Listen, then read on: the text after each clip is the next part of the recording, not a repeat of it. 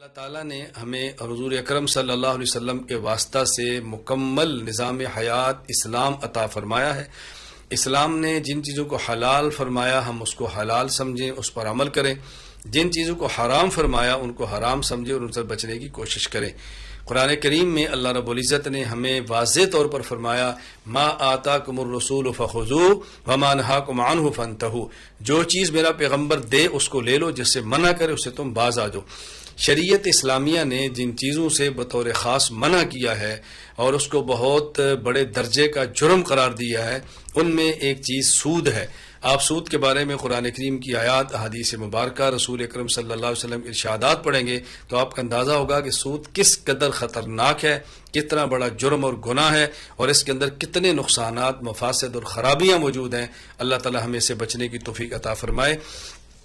اور ایک سود ہے اور ایک سود کے مقابلے میں تجارت ہے۔ قرآن کریم نے واضح لفظ میں فرمایا احل اللہ البیع وحرم الربا، اللہ تعالیٰ نے تجارت کو تمہارے لیے حلال قرار دیا ہے اور اللہ تعالیٰ نے سود کو تم پر حرام قرار دیا ہے۔ تجارت کا دنیا میں نفع ہے اور منافع بخش چیز ہے، شریعت کے قانون کے مطابق تجارت کریں، اور سود میں نقصانات ہی نقصانات ہیں، گناہ ہی گناہ ہے اور جرائم ہی جرائم ہیں۔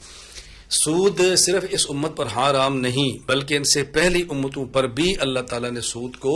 حرام قرار دیا تھا۔ یہودیوں کے بارے میں اللہ تعالیٰ نے سورۃ النساء آیت نمبر 161 میں فرمایا وَأَخْذِهِمُ الرِّبَا وَقَدْ نُهُوا عَنْهُ، کہ یہود پر جو اللہ کی طرف سے عذاب آیا تھا، عذاب آنے کی ایک وجہ وہ یہ بھی تھی کہ وہ لوگ سود خور تھے اور سود کو کھاتے تھے۔ دنیا میں بھی اس پر عذاب ہے اور قیامت کے دن اس پر عذاب ہوں گے، اور ایک بدتر حالت سود خور کی یہ ہوگی جس کو اللہ تعالیٰ نے سورۃ البقرہ آیت نمبر 275 میں بیان فرمایا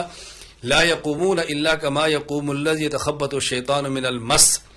سود خور قیامت کے دن ایسے ہوگا کہ جیسے پاگل ہو، مخبوط الحواس ہو، جیسے مجنون ہو، تو جس طرح کسی پر جن بھوت چڑھ جائیں تو یہ سودی شخص کی حالت ہوگی۔ دنیا میں اس نے حرام کو حرام نہیں سمجھا، حلال کو حلال نہیں سمجھا اور پاگلوں کی طرح مال ہڑپ کرتا رہا، اسی طرح قیامت کے دن یہ پاگلوں کی طرح اٹھے گا اور مخبوط الحواس ہوگا۔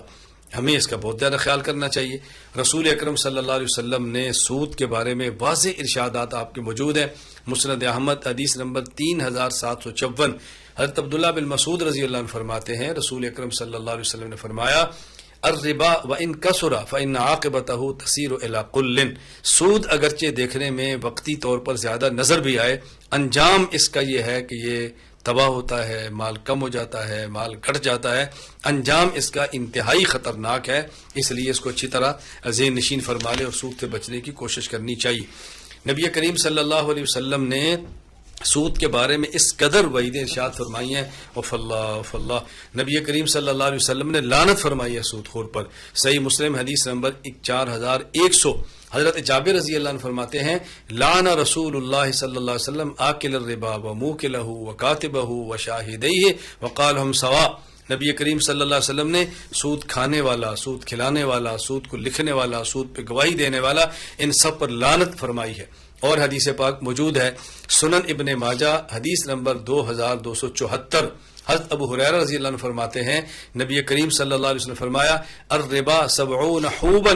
اللہ اکبر، الربا 70 حوبا، کہ سود کے اندر 70 برائیاں ہیں، ایسرھا ان ینکح الرجل امہ، اور سب سے کم درجے کی برائی یہ ہے کہ جس طرح کوئی شخص اپنی ماں سے منہ کالا کرے، تو یہ ادنا درجے کا سود کی برائی اور گناہ ہے۔ آپ بتائیں کہ بڑا جرم سود کے اندر وہ کتنا بڑا ہوگا۔ خیر، نبی کریم صلی اللہ علیہ وسلم نے اس سے بڑی تاکید سے منع فرمایا اور اس کی حرمت کو بیان فرمایا، سود کھانے والے پر لعنت کا ذکر فرمایا، اور قرآن کریم نے تو صاف لفظوں میں کہا